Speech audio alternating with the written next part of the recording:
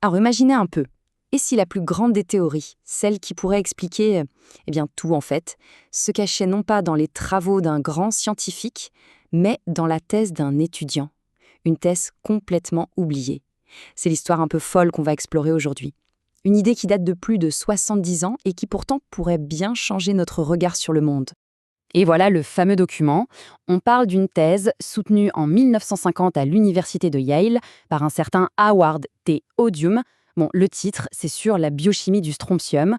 Ça a l'air super pointu, un peu obscur, on va pas se mentir. Sauf qu'en réalité, l'ambition d'Odium était démesurée. Son but, utiliser ce simple petit élément pour dévoiler une des lois les plus fondamentales de l'univers. Rien que ça. Et c'est là qu'on touche au cœur du réacteur, à l'idée complètement folle qui est au centre de son travail. Quand on pense sélection naturelle, on pense tout de suite à Darwin, aux animaux, aux plantes, bref, aux vivants.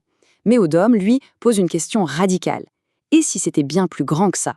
Et si ce principe s'appliquait à absolument tout? Aux roches, aux rivières et même aux planètes? Alors, comment est-ce qu'on passe du strontium, un simple élément chimique, à une théorie qui englobe l'univers tout entier? Eh bien, pour comprendre ça, il faut d'abord qu'on remette en question l'une des idées les plus fondamentales de la science. Petit rappel rapide sur la sélection naturelle version Darwin. En gros, c'est la survie du plus apte. Dans un environnement, les organismes qui sont les mieux adaptés, ils survivent, ils se reproduisent et ils transmettent leurs caractéristiques. C'est vraiment l'idée de base qu'on connaît tous. Mais attendez de voir comment Odum va complètement la retourner. Et voilà le coup de génie d'Odum, lisez bien cette phrase.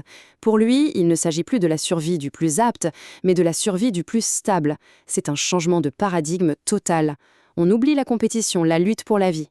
Selon Odum, le vrai moteur de l'univers, c'est cette quête permanente de stabilité. Et c'est là qu'on voit à quel point sa vision est immense. Darwin, lui, il se concentrait sur les systèmes biologiques, le vivant. Odum, lui, il dézoome complètement. Il regarde l'univers entier, des atomes jusqu'aux galaxies, et il y voit le même principe fondamental à l'œuvre. La nature ne favorise pas le plus fort ou le plus rapide, mais ce qui dure, ce qui est stable. D'accord, mais comment une seule et même loi pourrait s'appliquer à des choses aussi différentes qu'un atome, un arbre ou une planète? Pour le piger, Odium nous invite à changer de perspective.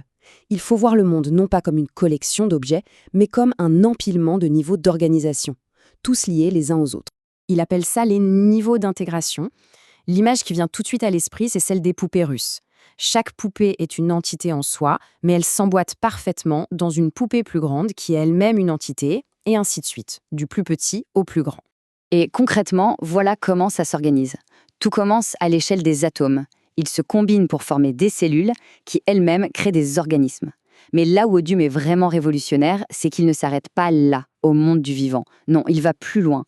Il intègre le non-vivant, les roches, les rivières, pour arriver au niveau ultime, l'écosystème. Du coup, sa définition de l'écologie devient hyper claire. Pour lui, ce n'est pas juste l'étude des petites bêtes dans la forêt. Non, c'est la science des grandes entités. L'étude des écosystèmes qu'il considère comme des sortes de super-organismes à part entière avec leurs propres lois de stabilité. Pour qu'on comprenne bien, Odium utilise une analogie géniale. Imaginez un scarabée sur une feuille, emporté par le courant d'une rivière. Pour le scarabée, son trajet semble un peu chaotique. Il va de l'avant, c'est tout. Mais si on prend de la hauteur, on réalise qu'il fait partie d'un système beaucoup plus grand et stable. Le flux de la rivière. C'est ça l'idée clé. Ce qui a l'air d'être un changement désordonné à un niveau, fait en réalité partie d'un grand équilibre à un niveau supérieur. C'est une très belle théorie, c'est certain. Mais comment on la prouve? Comment on démontre que le monde entier tend vers un état stable? C'est là que l'histoire bascule dans une sorte d'enquête policière.